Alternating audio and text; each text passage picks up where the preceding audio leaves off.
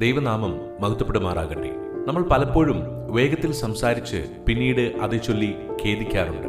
ഒരു വാക്ക് പറഞ്ഞാൽ അത് തിരിച്ചെടുക്കാൻ കഴിയുന്നതല്ല. യാക്കോബ് 1:19 ഇപ്രകാരം പറയുന്നു: പ്രിയ സഹോദരന്മാരെ, നിങ്ങൾ അത് അറിയുന്നുവല്ലോ. എന്നാൽ ഏതു മനുഷ്യനും കേൾപ്പാൻ വേഗതയും പറവാൻ താമസവും കോപത്തിന് താമസമുള്ളവനും ആയിരിക്കട്ടെ. പക്ഷേ യാഥാർത്ഥ്യം എന്താണ്? നമ്മൾ കേൾക്കുന്നതിൽ മന്ദഗതിയുള്ളവരും സംസാരിക്കുന്നതിൽ വേഗമുള്ളവരുമാണ്. കോപം വന്നാൽ, വേദന തോന്നിയാൽ ചിന്തിക്കാതെ നാം സംസാരിക്കാറുണ്ട്. നമ്മൾ പറയുന്ന വാക്കുകൾ മറ്റൊരാളുടെ ഹൃദയത്തെ മുറിവേൽപ്പിക്കാം.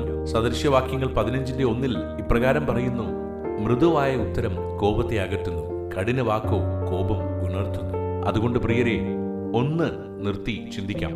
ആദ്യം കേൾക്കാം, ശേഷം മനസ്സിലാക്കാം, അതിനുശേഷം സംസാരിക്കാം. കാരണം വാ അടക്കുന്നവൻ പരിജ്ഞാനമുള്ളവൻ, ശാന്തമാനസൻ ബുദ്ധിമാൻ തന്നെ.